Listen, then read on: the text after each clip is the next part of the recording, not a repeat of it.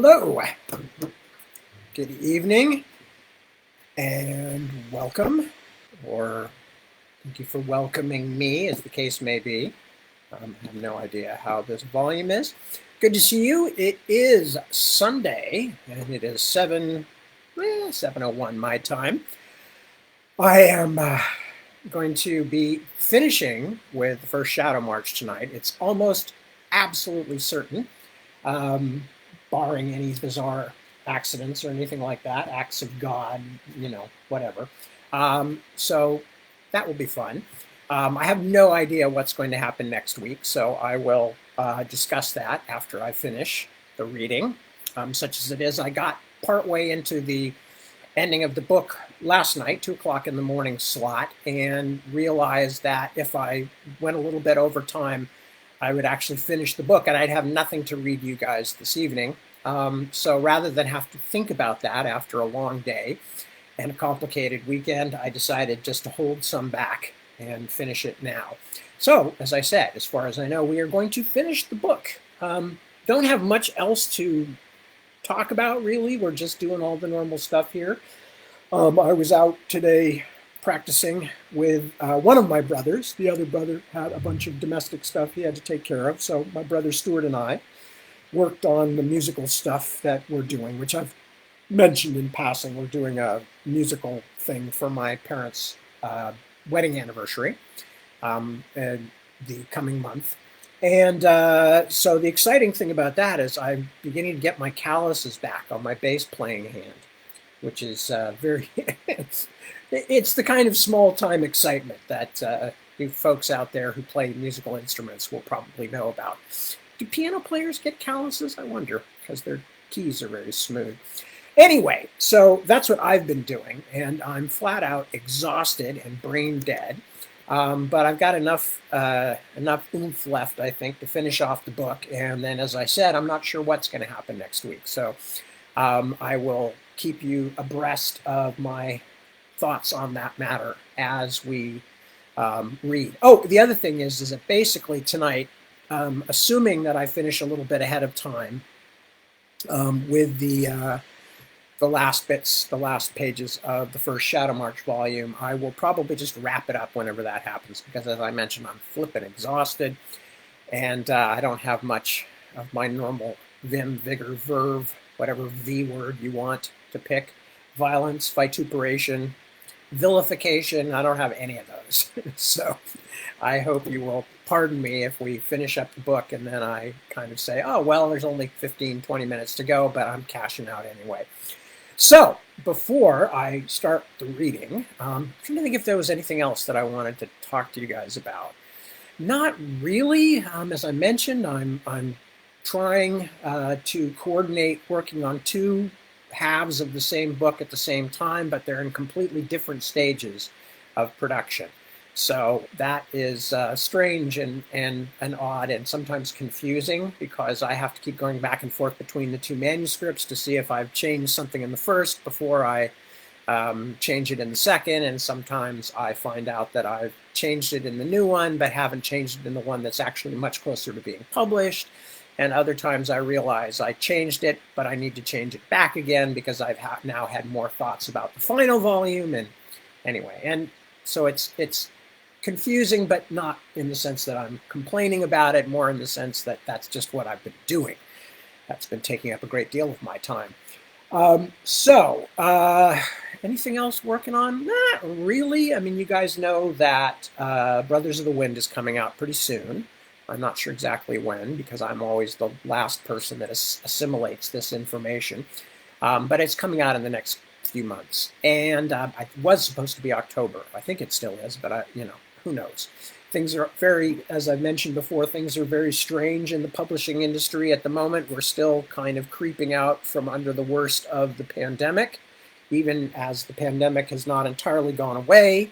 And in fact, in certain parts of America, it's nearly as bad as it's ever been, which is super frustrating for those of us who have actual people in our family with health problems and that we're trying to keep them safe. But other than that, I don't think there's a lot to report. Just work, animals, young people who, despite the fact that they're now in their 20s or early 20s, are still in need of a great deal of involvement on the parental or pseudo-parental front, since we got four of them, and I'm only the biological parent of two of them, but I'm the sort of in loco parentis surrogate of two others. And the animals are animaling. The small Chihuahua who had to go stay at the vet because of having seizures has been on phenobarbital now for several days, and it seems to be working well for him. He's not freaking out the way he was, poor little guy. And Big Dog is Big Dog, and he's doing pretty well too. So cat is good, snake is good. So we are still holding together as a household. So anyway, I'm going to check in and say hello to whoever has checked in with me. And I see first is Kenneth. Hello, Kenneth. Good to see you. Jerry, Senor Unangst. Good to see you.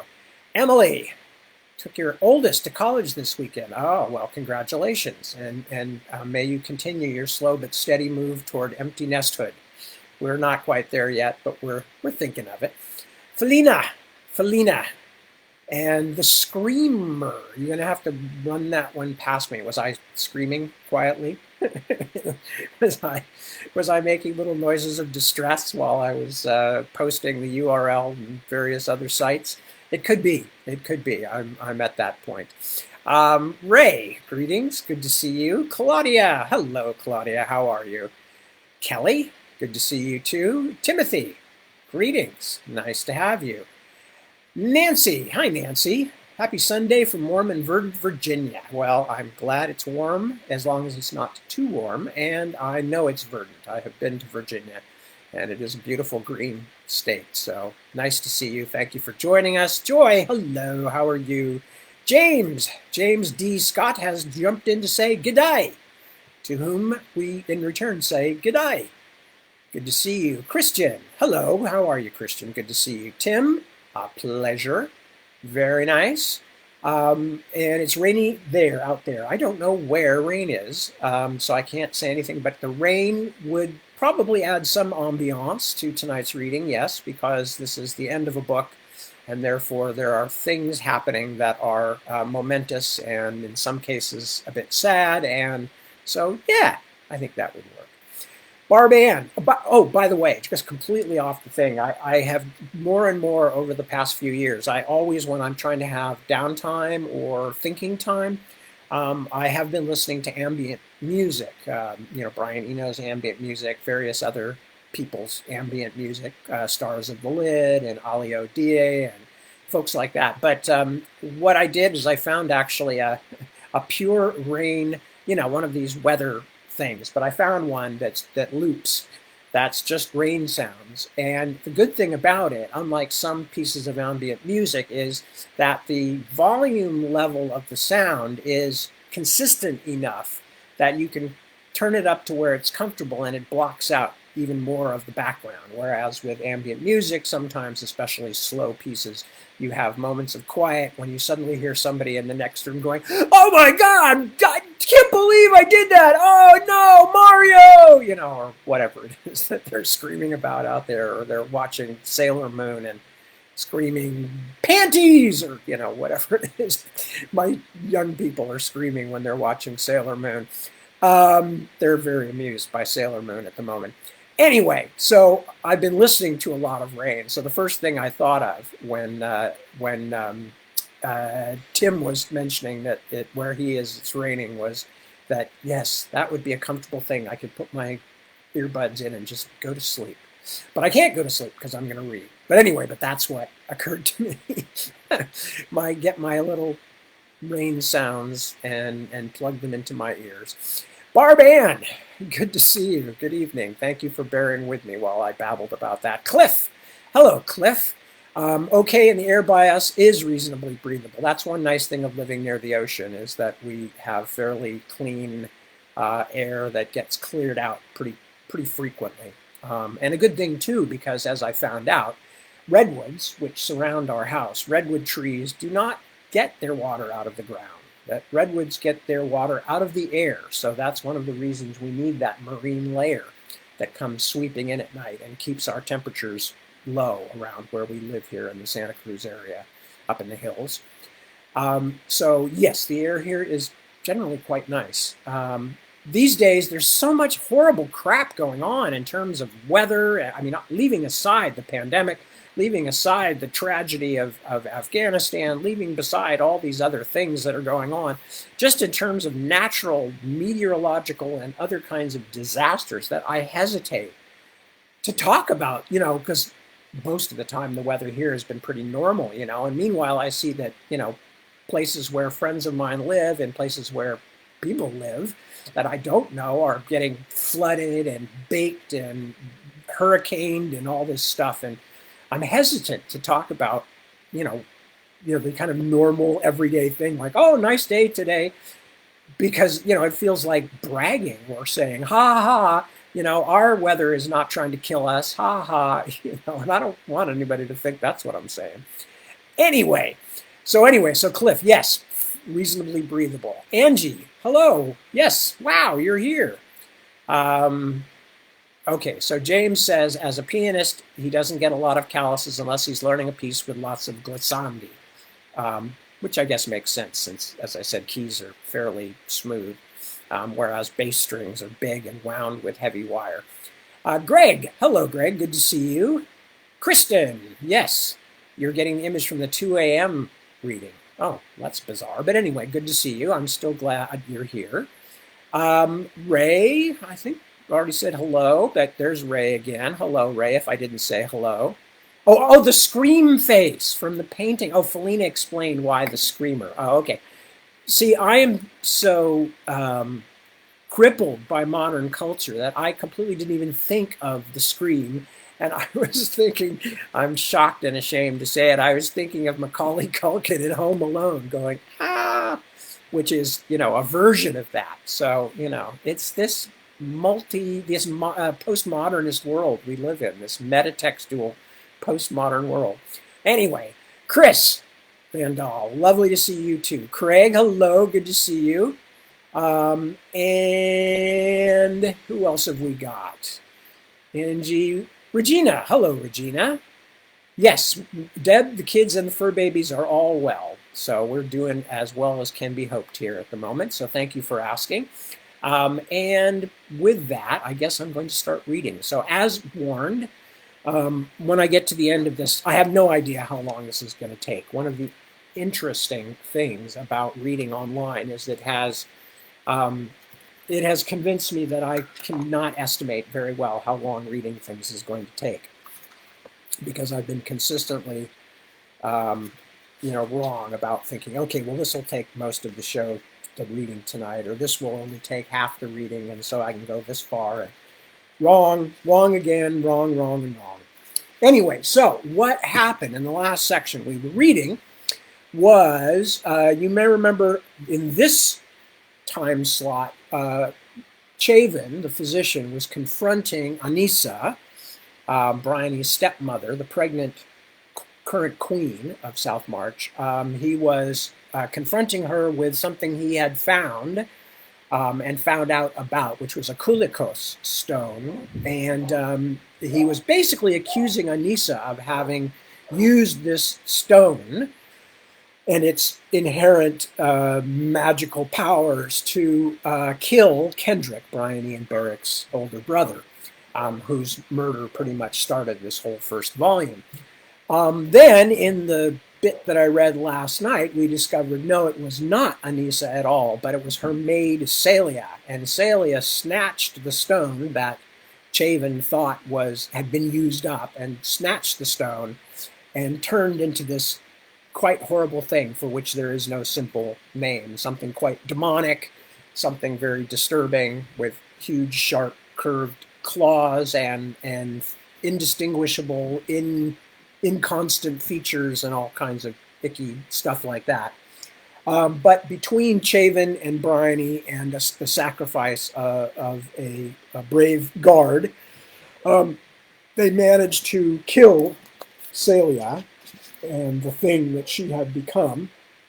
At that point, when it became clear to Bryony that Celia had indeed been responsible for the death of her brother Kendrick, she immediately went to Shazo, who had been being held in the stronghold below the castle under the suspicion of having killed Kendrick.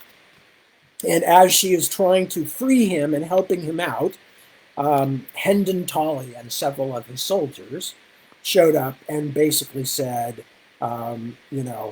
yes, I have you now. I've got you trapped. And Shazo is now not only going to take the blame for Kendrick, but he's going to take the blame for killing you, Princess Bryony, as well. And that was, excuse me, basically where we left it. So I'm going to continue on from there. Yes, you might really have made a queen in time, Tolley said. But you are green, girl child, green. You have come here without guards. You have left a trail of confusion and bloody deeds behind you all across the castle tonight. The story I will tell will explain it all, but not to your credit. Traitor, rumbled Shazo. He slumped back against the wall, his strength apparently at an end. It was you and your brother who caused all this. Some of it, yes, Hendon Tolley laughed. And you, old man, like a drunkard wandering in front of a heavy coach, did not get out of my way. And now you will become the official murderer of the princess as well as of Prince Kendrick. What are you babbling about? Bryony demanded, hoping that Tolley would speak long enough for her to think of something, or for someone to come and save her. Have you lost your mind? But no one would come. She knew that. It was why he had stabbed the guard and let him die in front of her, as an illustration of her helplessness. The youngest Tolley was a cat who liked to sport with cornered prey, and this was a quality of sport he had been waiting for his entire life. Bryony, little Bryony, he shook his head like a doting uncle. So angry with my brother Galen because he wanted to marry you and turn you into a respectable woman instead of the headstrong little trollop your father allowed you to be. Such a monster, you thought him. But in truth, he was the only thing that stood between my brother Caradon and I and our plans for Southmarch, which is why he had to die.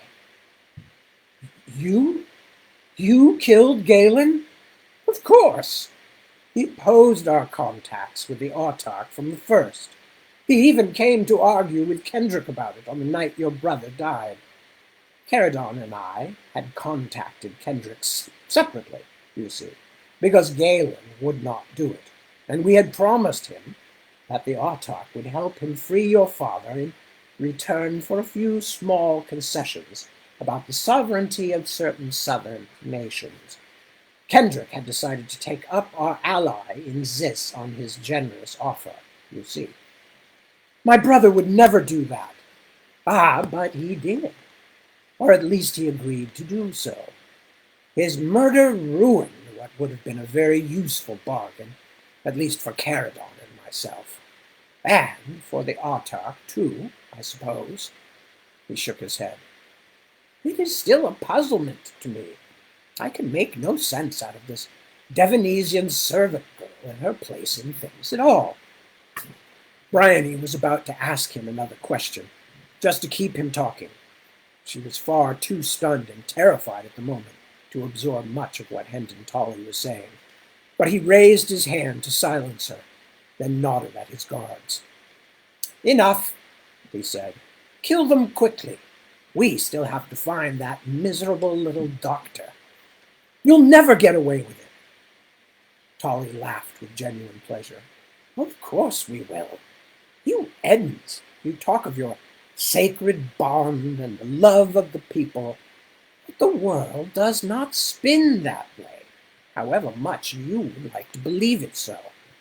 Your faithful subjects will forget you within months, if not days. You see, someone will have to protect Anissa's newborn child. The last heir. It is a boy, by the by. The midwife is with her even now.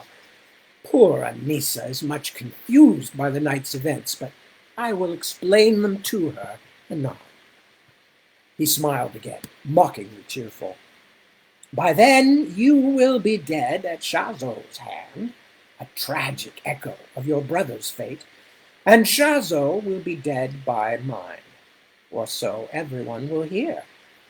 Then, once we have found and killed that fat physician, there will be no other story except ours. The Tollys will reluctantly take the infant monarch under their protection. My brother will rule at Summerfield Court, and I will rule here, although Caradon doesn't know that yet." He actually made a small bow, as though he had done her a service. "You see, that is the secret of history, little Bryony. Who tells the last story?" "Praise the gods, Chavin has escaped them," she thought, at least for the moment. Her heart was beating so fast it seemed to drive the air out of her lungs. It was little enough to hope for, that some time after her death someone, at least, would know the truth, that the Tollys' story would not be the only tale of these days. Hendon Tolly snapped his fingers. The three guards moved forward, pikes out, pushing her back toward Shazo. In this last moment, she could only think blindly of meaningless things. Beric, frowning over some petty irritation. Sister Uta, drawing a careful circle on a scrap of parchment. The radiant smile of Zoria in an old book. Then a black shape flew past her shoulder and smashed into the face of the nearest guard, who pitched over backward, knocking down one of his fellows. A hand yanked Bryony backward, then something bright as a broken sun flew across the room and bounced off the wall, spattering blazing light across the guards, and Hendon Tolly, who shouted in pain and surprise as flames sprang up on his heavy black clothes. Shazo was gasping like a dying man from the effort of throwing first his chain, then the brazier. As he pulled her toward the back of the stronghold, Bryony knew they had only postponed death. There was nowhere to go, and the surprise assault had not been enough. Already Tolly and his two remaining guards were batting out the flames, although one of the soldiers was screeching in pain. As she staggered backward, she looked in anguish at the empty rack where the pikes were usually kept, where on any other night but this odd combination of siege and festival some might have been found. Then Shazo tugged her into the last cell and slammed the door behind them. Hold it closed," the old man wheezed. "Just for a moment." Their enemy was outside the door, too cautious to force it open without knowing what Shazo might be planning. "I will be happy to roast you alive in there," Hendon Tolly shouted. He sounded breathless and no longer quite so cheerful. Bryony hoped his burns were agonizing. "It will suit our little tale just as well." Something creaked. "Help me," Shazo whispered, voice ragged with pain. Bryony took a step, stumbled, and fell to her knees. She found him by touch, found the heavy wooden thing in his bony hands. "Lift!" She did, grunting with a strain. A slowly widening triangle of light spilling across the straw-covered cell floor showed that Hendon Tolly and his guards had decided to risk the door and were cautiously opening it. But Bryony and Shazo had managed to get the trap door in the bottom of the cell open as well. She was astounded to discover there was such a thing, but this was no time for questions. At Shazo's mute gesture, she slid into the trap and found the ladder, then stopped to hold it open so Shazo could clamber down above her without losing his balance. But she was not much heartened. The pit seemed as hopeless a hiding place as the cell, however deep it might go. Shazo let the door fall down behind them, covering them in blackness. She heard something scrape and realized he was slamming shut a hidden bolt. A moment later, Tolly and his men were pounding on the trapdoor in a rage, the sounds echoing like thunder in the narrow pit. "Crawl," Shazo said when they reached the bottom of the shaft. "You will be able to stand soon." "By the gods, what is this?" He shoved her hard. "Go! This is the stronghold of the castle, girl, the place of last resort in a siege. Don't you think there would be some secret way out if the worst came to the worst?" "It has come," she said, then decided to save her breath for crawling. In only a few moments, Shazo's promise was fulfilled. The narrow space widened until Bryony couldn't feel the walls or ceiling. "Where does this go?" "It lets out by the spring tower's water gate." "We must find Avon Brone. We must alert the rest of the guards." "No!" He grabbed at her leg. In the darkness, it was as though she had been clutched by some root-fingered monster. Shazo's words came slowly as he fought for breath. "I do not trust Brone. In any case, we do not know where he is. If Tolly's men find us, they will kill you immediately.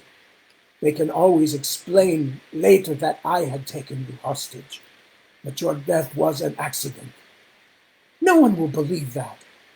"Perhaps not, in the light of tomorrow's day, but what good would that do you tonight? Or me as I am hacked to death in front of an angry crowd? Curse it, Bryony Eden, there is no time for this. We must get out. We must." He paused to gasp for breath. It was terrifying to hear him so weak. What if he died? What would she do then? "You can't stand now," he said at last. "Take my hand. There is a place we can go." "What is this tunnel? How did you know about it?" "I am the master of arms." He groaned in pain as he stood. "It is my task to know of such things. Avon Brone knows too. That is why he had me imprisoned in a different cell."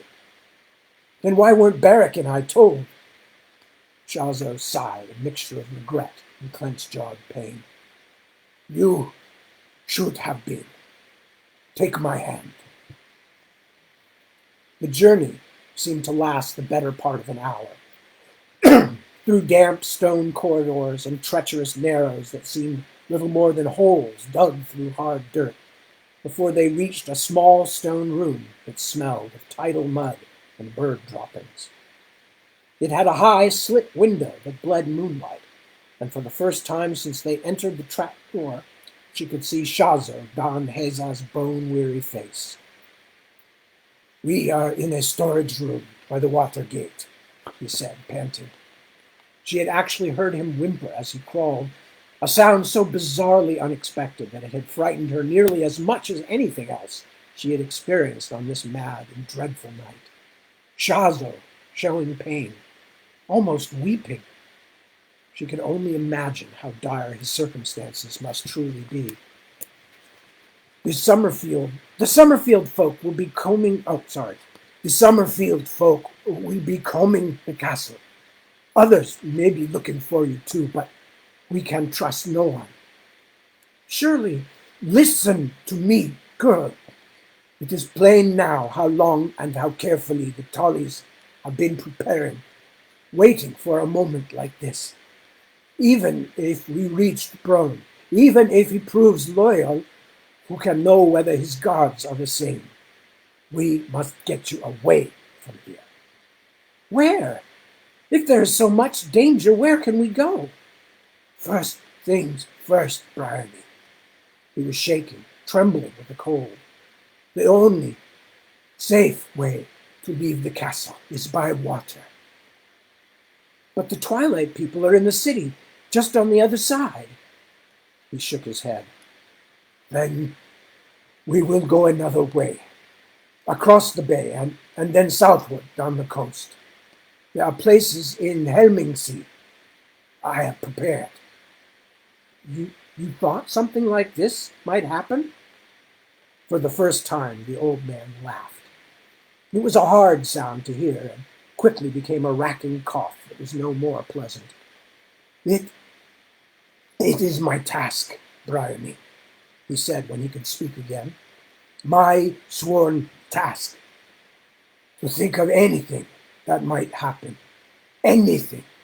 And then prepare for it. Even with his body crippled and his life hanging by a thread, she thought she could hear a proud stubbornness in his words. It made her angry, despite everything. Shazo, why didn't you tell me the truth about Kendrick? He shook his head. Later, if we survive. He got slowly and awkwardly to his feet and held out a hand. She shook it off and levered herself upright, conscious for the first time of how weary she was, too, how badly all of her ached. Silent now, he said. Stay in the shadows.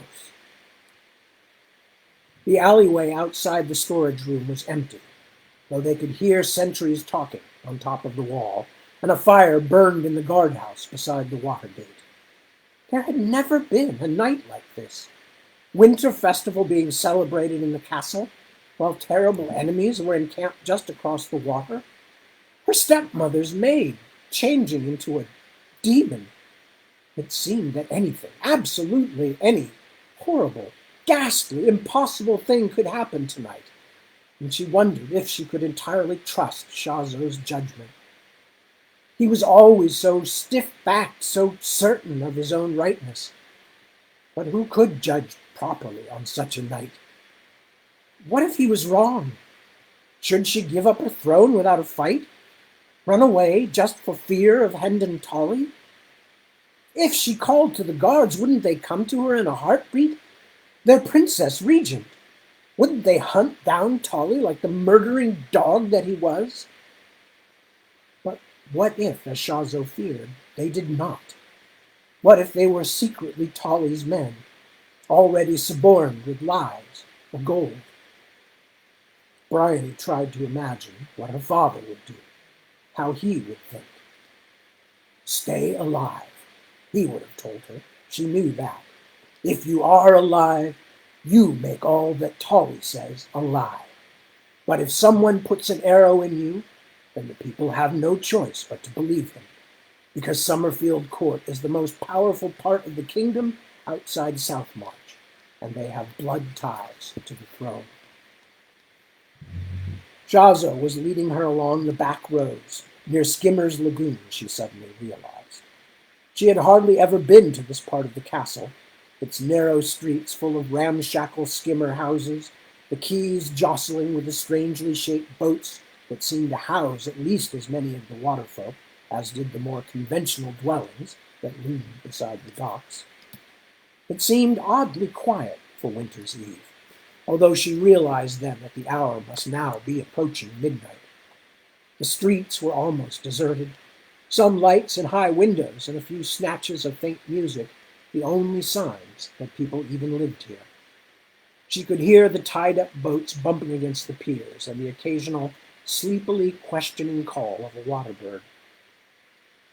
"Where are we going?" she whispered as they waited in the shadows to cross one of the larger streets. The dwellings were crammed so close together and leaned so alarmingly overhead that it seemed more like a hornet's nest than any human place. Shazo looked up and down, then waved for her to follow.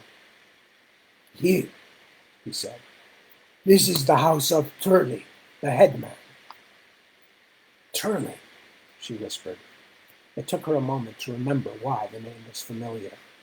"I met him." Shazo did not reply, but knocked on the oval door. It was a strange pattern of sounds he made, too studied to be accidental. A few moments later, the door opened just a slice, and two wide eyes peered out. "I need to speak to your father," Shazo said. "Now, let us in." The girl stared as though she recognized him, but hadn't expected ever to see him at her door. "Cannot be done, Lord," she said at last. "It is show moat tonight." I don't care if it's the end of the world, child, the old man growled. In fact, it is the end of the bloody world. Tell your father that Shazo Damheza is here on deadly, urgent business. The door opened, and the girl stepped out of the way. Bryony realized she had seen this one before. The girl who, with her lover, saw the mysterious boat come into the lagoon the night before Kendrick's death. Now she thought she knew what that boat had been carrying, and to whom. Celia's cursed witchstone. If I had only paid more attention to what the skimmers said. The skimmer girl recognized Bryony and made a movement that was a sort of unschooled curtsy. Highness, she said, but although interested, she did not look overawed. Bryony could not remember the girl's name, so she only nodded back. The narrow passageway creaked like ship's timbers as they walked down it. It smelled strongly, almost overpoweringly, of fish and salt and other less identifiable scents. The girl went ahead of them to open the door at the end of the hall. The room beyond was small and cold, and the fire was tiny, as though meant more for light than heat. A few candles burned in the room as well, but it still wasn't bright enough for Bryony to be sure how many people sat crammed into the little space. She counted a dozen gleaming bald heads before giving up, but more shapes were crouched in the shadows against the walls. They all seemed to be men, and they all turned to look at her with roundly shining, blinking eyes like frogs on a lily pond. Headman Turley, said Shazo, I need your help. I need a boatman. The life of the princess is in danger. A room's worth of wide, wet stairs grew even wider. The one called Turley muttered to his fellows for a moment before standing. Honored Shazona, he said at last in his slow, strangely accented way. We are honored, but we are all here tonight sworn to a shoal moot. We may none of us leave until the night ends, or else it be blasphemy. Even were one of us to die, his body would here remain until the sun's rise. Is blasphemy worse than the death of the Princess of Southmarch, Olin's daughter? Do you forget what you owe him? Turley winced a little, but his smooth face quickly became impassive again. Still, even so, great Shasunar. Bryony realized that the Master of Arms had encountered someone as stubborn as Shazo himself and wished the situation allowed her to enjoy the spectacle. Can't we wait until dawn? She asked. We dare not try to leave by boat in daylight, and Hendon Tolly will not wait, but we'll find out soon where the passage we used gives out, and from there it will be short work to think of searching along Skimmer's Lagoon. Brown, too, if he thinks he is acting to save you, will not hesitate to send men house to house. But we want Brown to find us. Perhaps. But again, if only one man be disloyal, an accident could happen.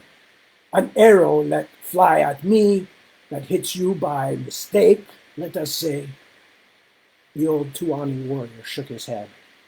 Bryony thought he looked as though he was having trouble standing so long. Headman, can you not send us to someone else? Someone you trust. We need a boatman.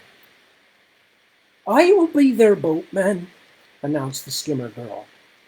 Bryony had not noticed her waiting and listening in the doorway behind them. The voice made her jump. The gathered men seemed to have missed her as well, and they muttered in distress and surprise. You, Ina? Said her father. Me? I'm as able with a boat as most men. This is Olin's daughter, after all. We dare not send her away. Who would give her shelter? Who would take her where she needs to go? Calkin? Sonny? Wanderai? There's a reason they are not here at the show moot. No, I will take her. Her father hesitated, listening to the discontented murmurs of his fellows as he considered. His skin mottled and his throat apple bulged. as though he would puff out some monstrous sack and give a froggy belch of anger. But instead he swallowed again and shook his head in disgust. Bryony knew that gesture, had seen her own father make it many times. Yes, daughter, I see no other choice. You take them. But be you careful, ever so careful. I will. She is Olin's daughter, and Shazona is a shoal friend. Yes, but also careful for your own sake, you nasty little pickerel. He opened his arms to her, and she stepped to him and gave him a quick, practical hug. Will you accept this, Shazona? Turley asked. Of course, said the old man hoarsely. Ina looked at Shazo carefully for the first time, up and down. You need some healing. Those cuts and burns seem to. But first let's have a good seawater to take the stink off you. She turned her heavy-lidded gaze on Bryony. The nakedness of her eyebrows made the girl's eyes seem mysterious and distant, like those of someone who had lived a long time in illness. You too, mistress? Highness, I mean. You'll never get that great ragged skirt in the boat, so we must find you something of mine to wear. Begging your pardon.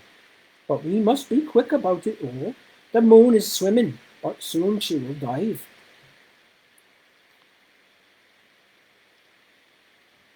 Ferris Vanson caught up to his quarry in the lower reaches of the hills, or at least that was where he thought he was, but he could not be sure. Only a few months ago, God, this is much longer than I thought it was. Oh, Tad. Only a few months ago, this had been the border of the Shadow Line, an eerie but otherwise ordinary place. But now the hills were shrouded in mist and nearly invisible, and all the land down to the bay had become alien. Prince Beric! The rider didn't turn, but glided on through the streaming mist. For long moments, Vanson thought he might be mistaken, that perhaps he was calling to some phantom thrown up by the Shadow Line. But as he drew closer and eventually pulled abreast of the black horse, he could see the boy's pale, distracted face. Beric! Prince Beric, it's me, Vanson! Stop! The young prince didn't even look. Vanson nudged his horse closer still until it was rubbing shoulders with Beric's mount, then reached across and grabbed at the prince's arm, remembering only too late that it was the wounded one, the crippled one. Crippled or whole, it seemed to make little difference. Beric snatched his arm away, but still did not turn to look at Vanson, although he did speak for the first time. Go away. There was something odd in his voice, a sleepwalker's distance. The boy's refusal to turn his head began to seem more like madness than contempt. Vanson grabbed him again, harder now, and the prince jabbed at him with his elbow, trying to wriggle free. The horses bumped against each other and whinnied, uncertain whether this was war or something else. Vanson ducked a lashing fist, then wrapped his arms around the prince and pulled Beric toward him. Beric's feet caught in the stirrups, and he fell, taking the guard captain with him. Vanson avoided being kicked by the horses, but the ground seemed to rise up and hit him like a huge fist. For long moments he could only lie on his back, wheezing. The horses had trotted on a little way and stopped. When Vanson at last sat up, still not able to fill his lungs completely, he saw to his dismay that Beric was already on his feet and limping toward his large black horse, where it cropped at the meadow grass, half hidden by mist, although it stood only a few dozen yards away. The prince was holding his side as though it hurt him badly, but showed no sign of letting it stop him. Vanson struggled upright and ran after him, but he was weary and battered from the day's fighting and the fall. Prince Beric had almost reached his horse by the time Vanson caught him. Your Highness, I cannot let you go there, not into that land. In reply, Beric pulled his dagger from his belt and took a clumsy swipe at Vanson without even looking at him. Vanson stumbled back in surprise, tripped, fell. The prince showed no urge to follow up his advantage. He turned and caught his horse again, which had skipped away in nervousness at their struggle. Just as Beric got his fingers under the belly strap to hold the horse, and began to search for the stirrup with his foot, Vanson reached him again. This time he was expecting the knife, and was able to twist it out of the prince's fingers. The boy let out a small grunt of pain, but still seemed to care little about Ferris Vanson himself. He simply turned again to clamber up into his saddle.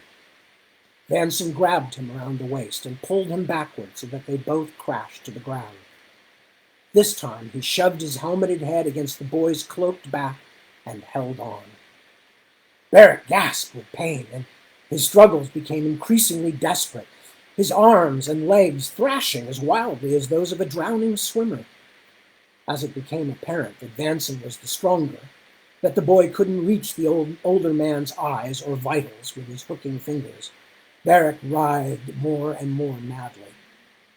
The low moan he had been making as they rolled on the ground rose to a shriek, a horrible, raw noise that dug into Vanson's ears like a sharp stick, and the prince began to fling his arms and legs about, kicking, thrashing. Vanson could only hold tight. He felt a little like a father, but of a child who was very ill, an insane child. How will I ever get him back to Southmarch? He wondered. Beric's shrieking grew increasingly ragged, but did not stop or even slacken. Vanson started to crawl, trying to drag the boy along the ground toward his horse. I will have to tie him up. But with what? And how will I sneak him past the shadow folk? Beric's struggles became even wilder, something Vanson would not have thought possible. He could pull the prince no farther, and had to stop a few yards from the horses, holding the boy wrapped in his arms and legs, as Beric went on screeching as monotonously as a broken hinged gate fanning in the wind. At last it was too much. Vanson's own limbs were achingly weary, the boy's cries so heart-rendingly terrible he began to believe he was somehow crippling the young prince's mind. He let him go, watched as the boy stopped shrieking, got to his feet, swaying. It was a blessed relief to have the silence come rushing back, and staggered toward his horse, which waited with unnatural calm. Vanson got to his feet and stumbled after him. Where are you going, Highness? Don't you know you are traveling into the land of shadows? Beric climbed into the saddle, slipping, struggling, clearly almost as weary as Vanson. He sat up, holding his side again. I know. His tone was hollow, miserable. Then why, Highness? When there was no reply, Vanson raised his voice. Beric! Listen to me! Why are you doing this? Why are you riding into the Shadowlands? The boy hesitated, fumbling for the reins. The black horse, Vanson noticed for the first time, had strange amber-yellow eyes. Vanson reached out gently this time and touched the prince's arm. Beric actually looked toward him for a moment, although his eyes did not quite touch Ferris Vanson's.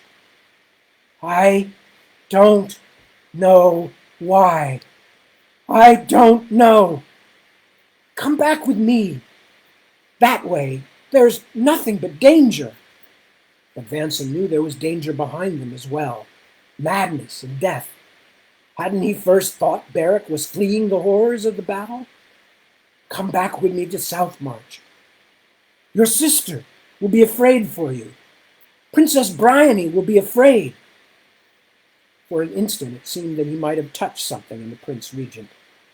Beric sighed, sagged a little in his saddle. Then the instant passed. No, I am called. Called to what? The boy shook his head slowly, the gesture of a doomed, lost man. Vanson had seen such a face once before, eyes so empty and distraught. It had been a man of the Dales, a distant relation of Ferris Vanson's mother, who had found himself caught up in a border dispute between two large clans and had seen his wife and children slaughtered before his eyes.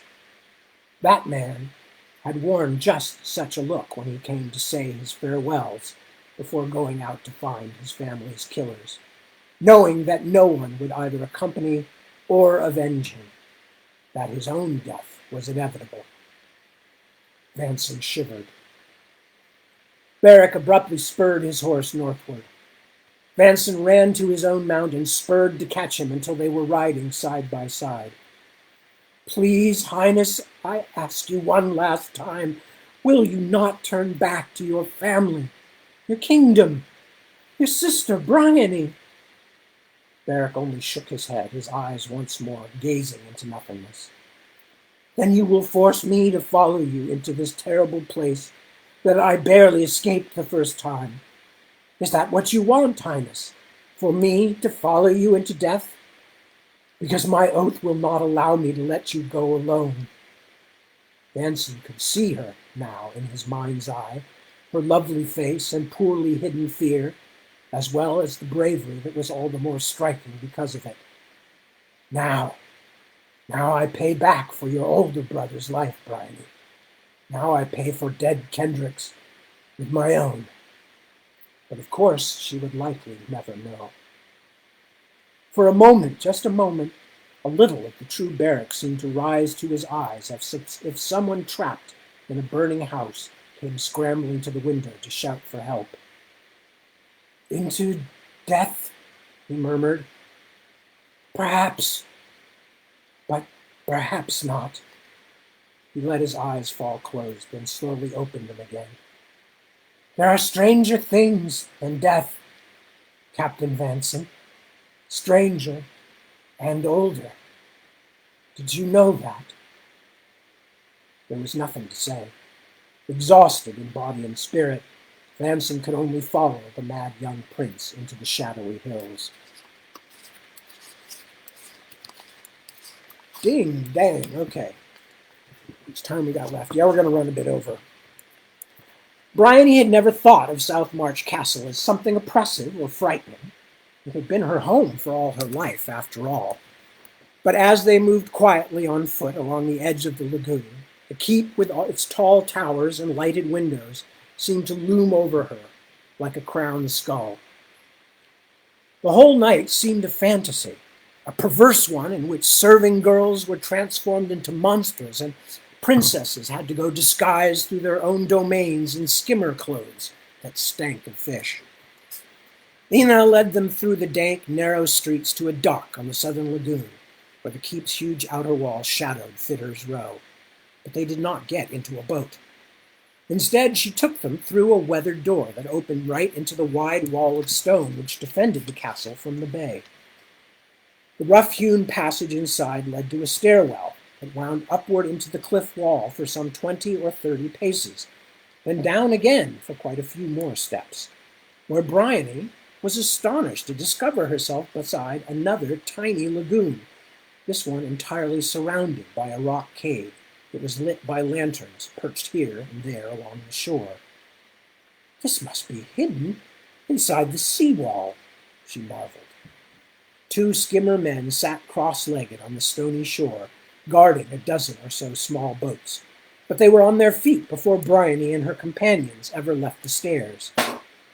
They both carried nasty-looking hooked blades on long poles, and did not lower the weapons until Ina had spoken to them in a guttural undertone. Did the skimmers truly have their own tongue, then?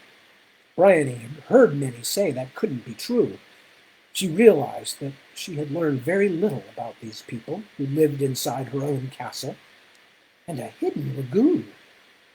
Did you know about this place? She asked Shaza. I have never seen it, he said, which didn't quite answer the question. She didn't press him further, though. He was barely able to stand upright as it was. Ina appeared to have successfully explained her mission to the skimmer sentries.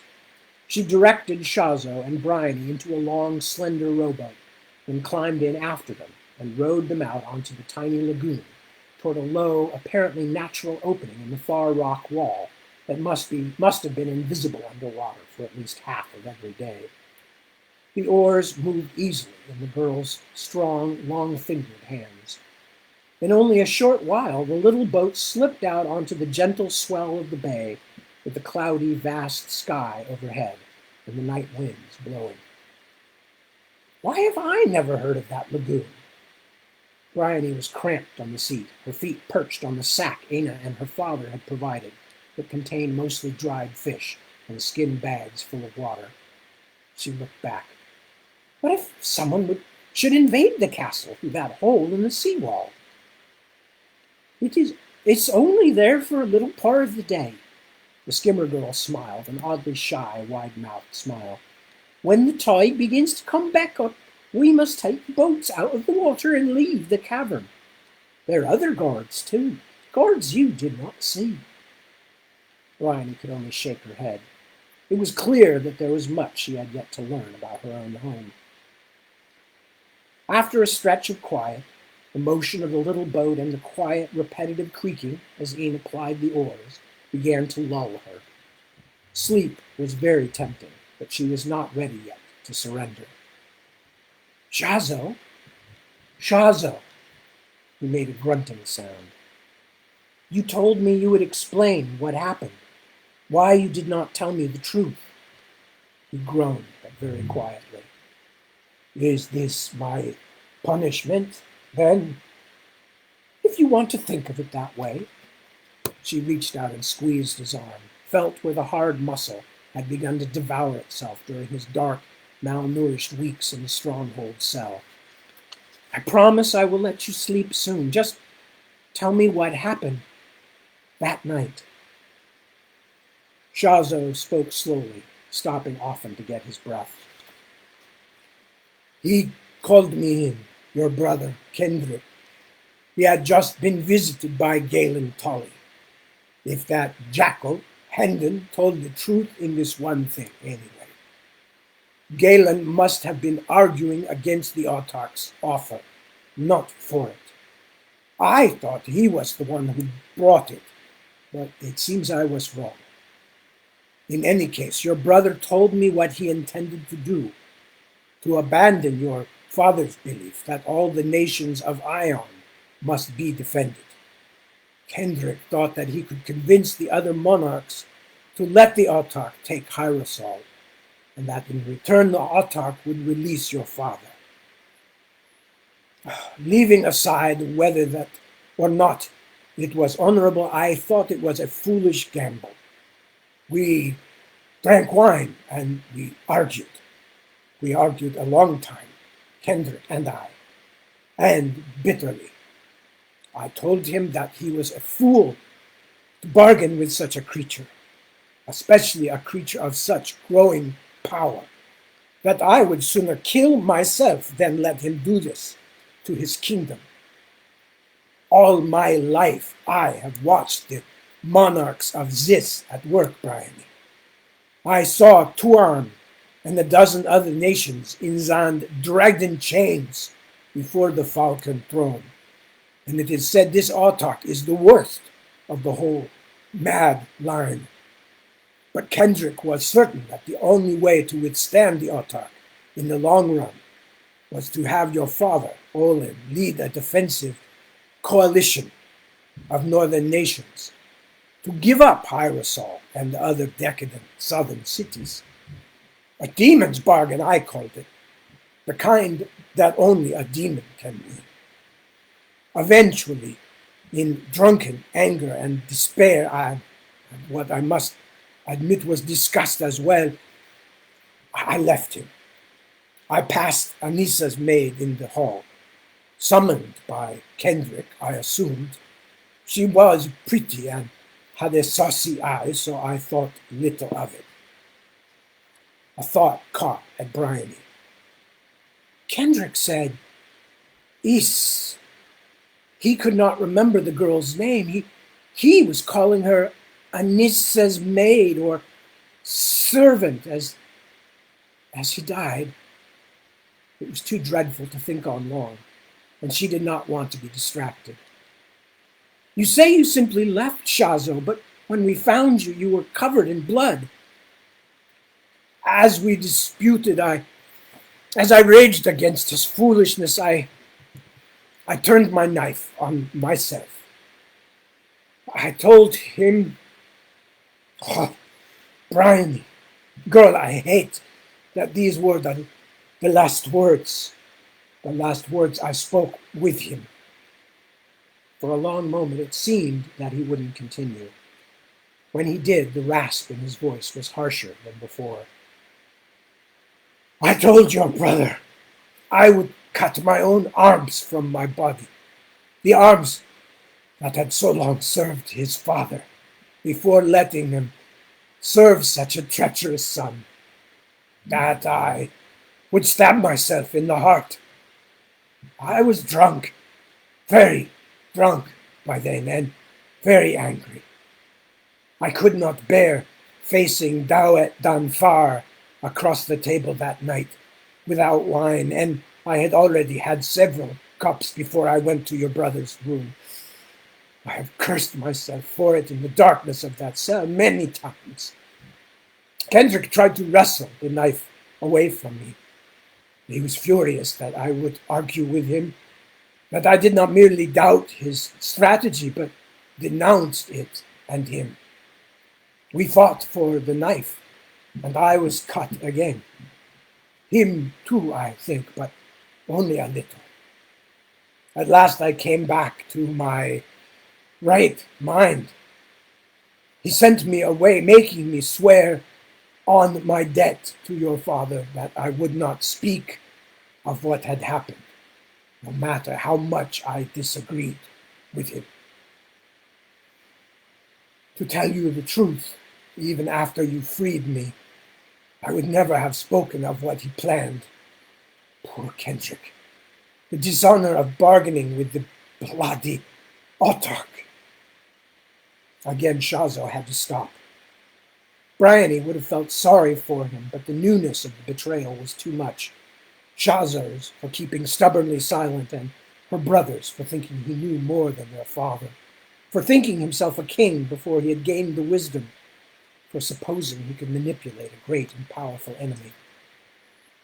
I returned to my rooms, Shazo went on.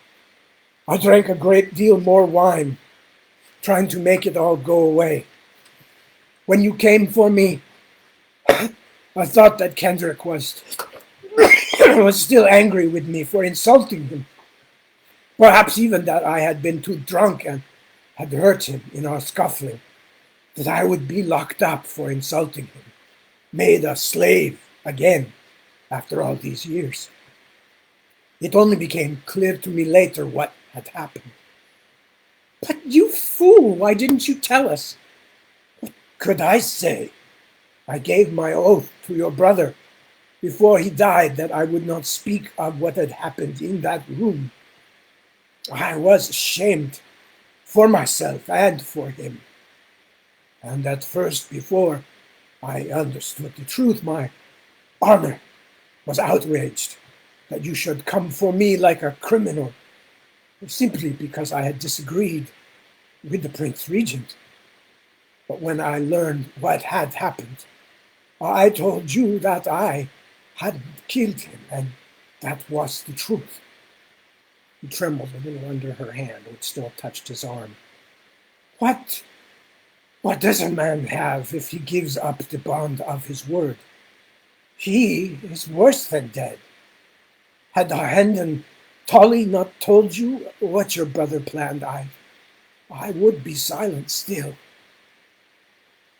Bryony sat back, looking up at the jutting shadow of the castle. She was shiveringly cold and weary, still terrified by the night's events. Somewhere in that darkened keep, she knew, armed men were searching for her and Shazo. So where do we go? South, he said after a while. He sounded like he had fallen asleep for a few moments. But after that? After we land? Do you have allies in mind? South, she thought, where father is being held prisoner. My brother, she said out loud. I'm afraid for him, Shazo. Whatever happened, he did what he thought was best. His soul is at rest, Brian. For a moment her heart was startled up into her throat. Beric? Did Shazo know something about him that she did not? Then she understood.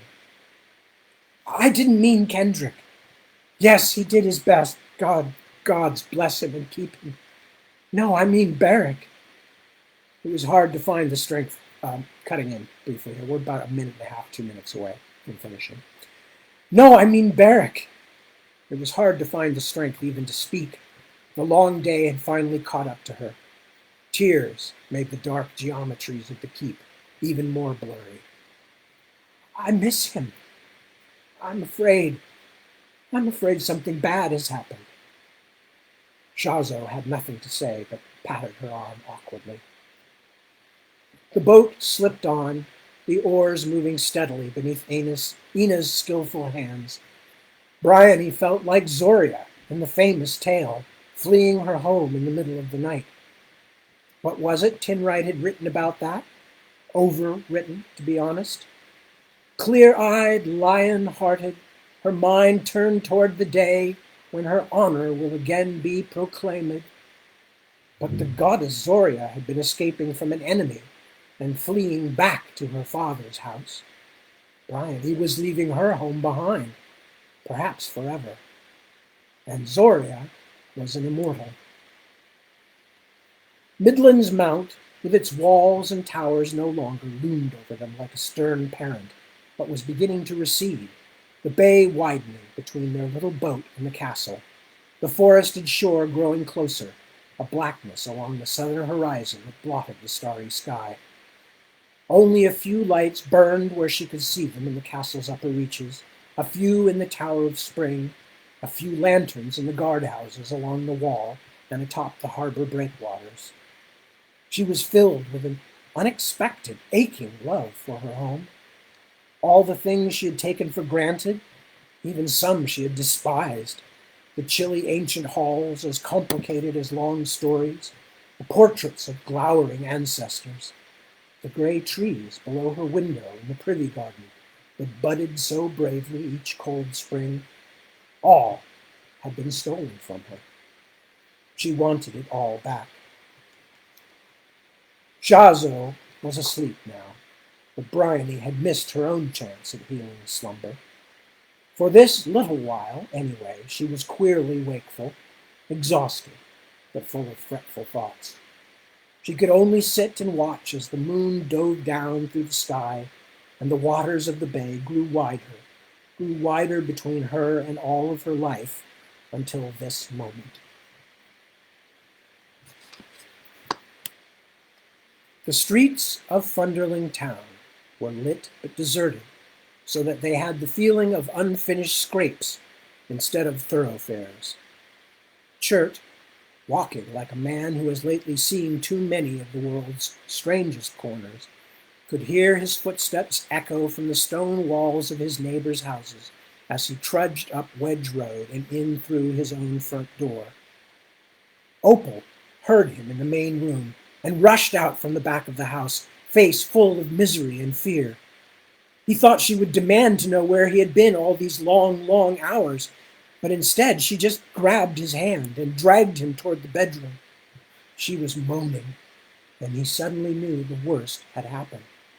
The boy was dead.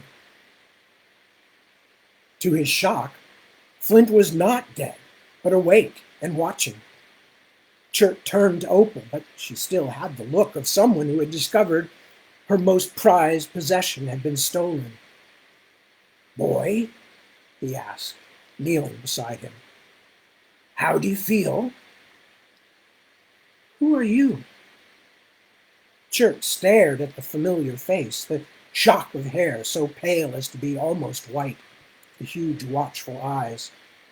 Everything was the same, and yet the child also seemed somehow slightly different. "What do you mean, who am I? I'm Chert, and this is Opal." I don't know you." "You're Flint. We've been taking care of you, don't you remember?"